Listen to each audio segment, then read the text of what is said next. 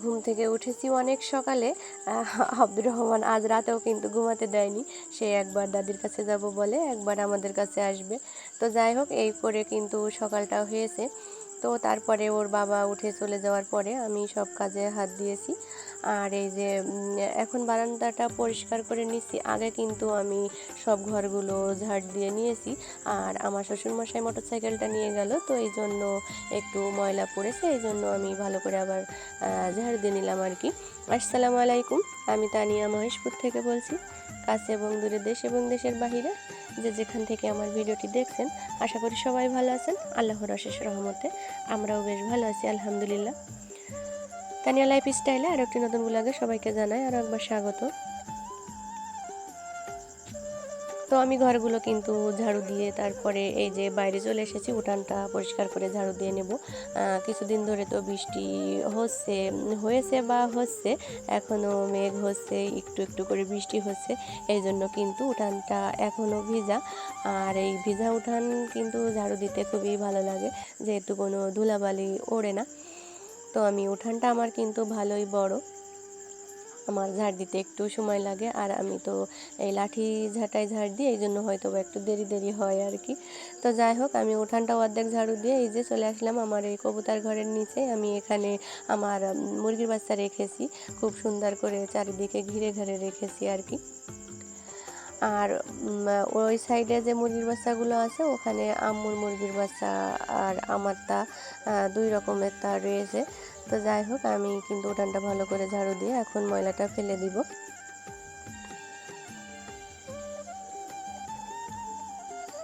বাবার বাড়ি থেকে এসে কিন্তু আমি একটু রেস্ট নিতে পারছি না, যেহেতু আমার অনেক কাজ জমে গিয়েছে।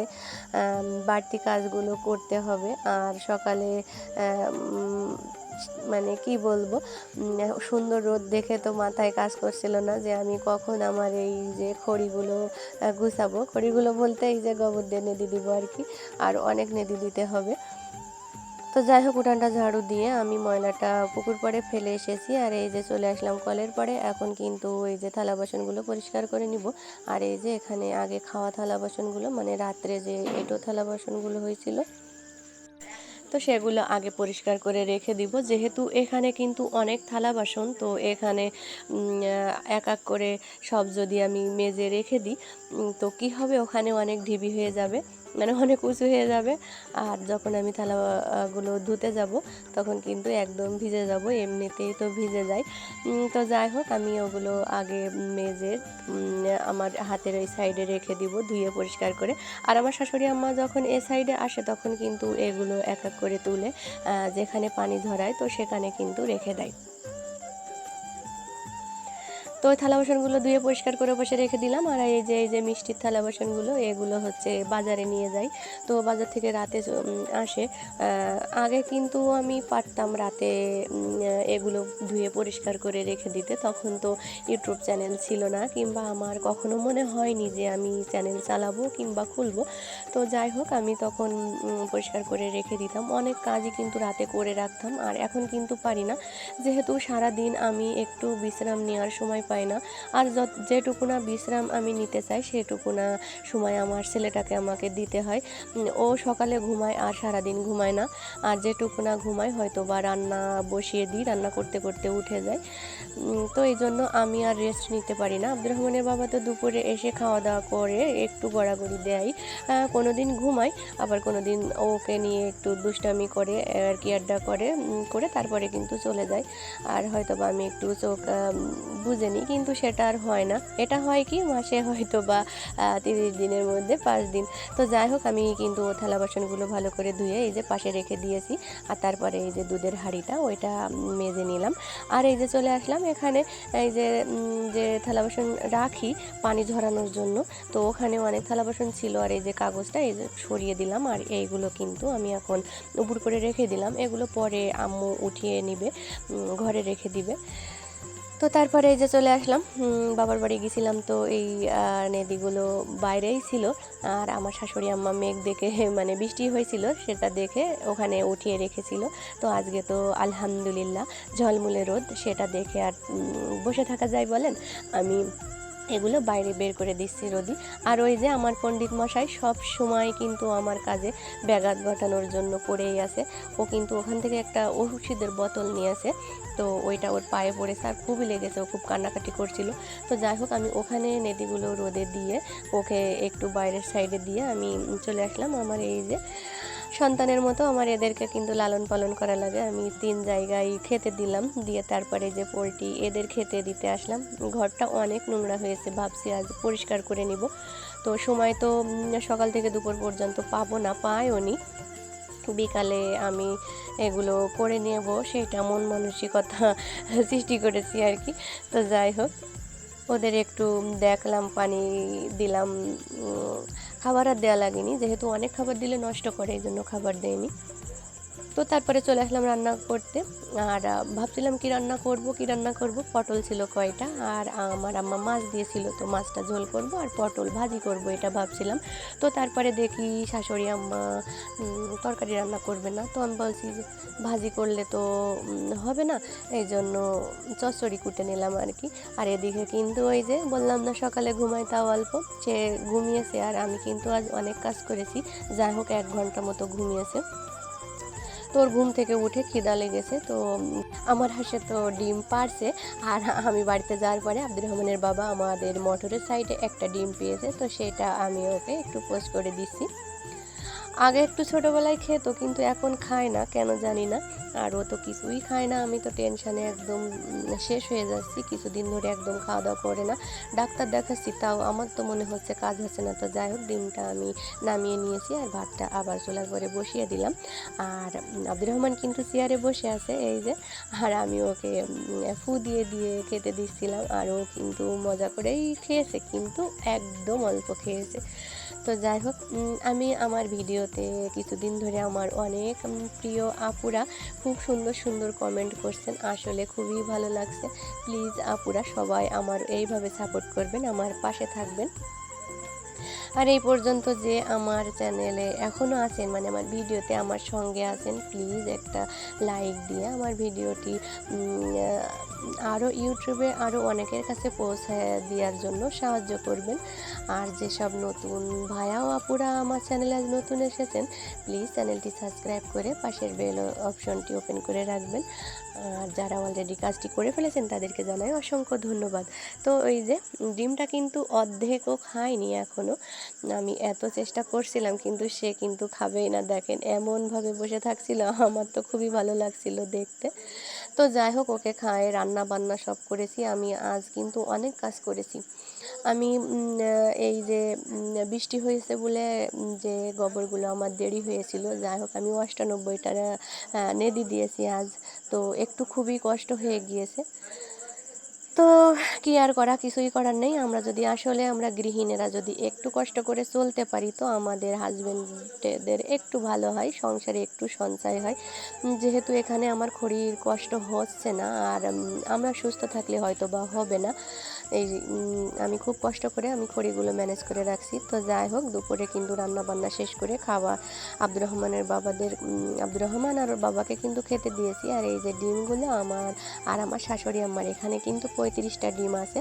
তো আমার মেজো শাশুড়ি হঠাৎ করে এসে বলছে যে ডিম নিবে, একজনে অর্ডার দিয়েছে 50টা ডিম নিবে, তো 35টা হয়েছে। তো হঠাৎ করে উনি বলছে যে দেওয়াই লাগবে, তো উনি কিন্তু ওখান থেকে সেরা সেরা ডিমগুলো বেছে নিয়েছে, যেটা আমার পছন্দ হচ্ছিল না, কারণ সবাইকে তো মিলমিশ করে দেওয়া উচিত, তাই না? তো তারপরে উনি শোনেনি, মাত্র একটা ডিম ছোট ডিম নিয়েছে।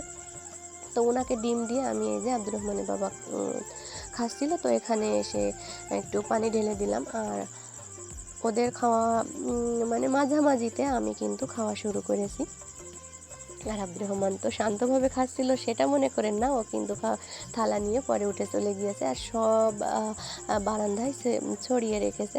তো যাই হোক খাওয়া দাওয়া করে আমি এই যে কলের পরে চলে এসেছি। আমি গোসল করেছিলাম, আব্দুর রহমানের বাবা গোসল করেছিল, তো সে কাপড়গুলো কিন্তু মেলে দেওয়া হয়নি, ধোয়া হয়নি, তাড়াতাড়ি করে ওর বাবাকে খেতে দিয়েছি। আসলে সকালে নাস্তা করে হয়তো বা রুটি কি খাই আমি অত মাঝে মাঝে শুনি, মাঝে মাঝে শুনি না। আর কিন্তু দুপুরে ওর সকাল করে ভাত দেওয়া লাগে।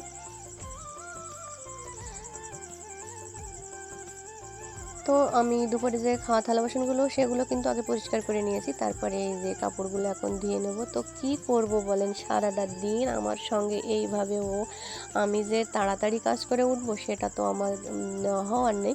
আরও পানি পেলে দেখেন কিভাবে নাচানাচি করছে, সব সময় মনে হয় পানি পেলে ভালো হয়।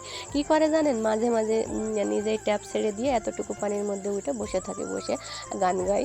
তো যাই হোক, আমি একটু চোখে চোখেই রাখি, যেহেতু বালতিতে কিন্তু অনেক সমস্যা হয়, যদি উপর হয়ে পড়ে তো এতে অনেক বড় একটা দুর্ঘটনা ঘটে যাবে। আর আমার সাথে একদিন হয়েছিল, আমি আব্দুর রহমানকে নিয়ে গোসল করছিলাম, আর আমি মানে 5 সেকেন্ডের জন্য একটু পিছন ফিরেছিলাম, আর পরে তাকিয়ে দেখি আমার ছেলেটা বালতির ভিতরে উপর হয়ে পড়ে আছে। আমি যদি একটু বাইরে যেতাম তো কি হতো, এটা মনে করে আমার সেই কয়টা দিন কিন্তু কিভাবে কেটেছিল জানি না। তো যাই হোক, এখানে আমি বিকালে সবজি কেটে রাখলাম, গাছ থেকে পুঁই শাক তুলে নিয়েছি। আর এখন কেটে রাখার কারণ হচ্ছে সকালে একটু সময় হয়তো বা কম পাবো, একটু বাজারে যেতে হবে। তো ভাবলাম এখন একটু সময় আছে, তো একটু সময়টা বের করেছি, আছে বলতে বের করে আমি অল্প সময়তে কেটে নিয়েছি। আর পানি হয়েছে তো এই জন্য কিন্তু গাছের পুঁই শাকগুলো খুব সুন্দর হয়েছে। আর এই যে তারপরে ওইগুলো কিন্তু আমি ফ্রিজে রেখে এসেছি, নর্মাল ফ্রিজে রেখেছি। তারপরে চলে আসলাম, এই যে বিকালে যে কাপড় থাকে না, ওই যে দুপুরবেলা নেড়ে দেওয়া হয়, তো ওগুলো তুলে নিয়ে ঘরে রেখে এসেছি। আর এই পাশটা একদম অপরিষ্কার হয়েছিল, যেহেতু এখানে সবসময় আমাদের চলাফেরা। তো বাড়িতে ছিলাম না, বুঝতেই তো পারছেন, 2 দিন বাড়িতে ছিলাম না, আর শাশুড়ি আম্মার শরীরটা খুবই খারাপ, সে চলাফেরা করতে একটু কষ্ট হচ্ছে।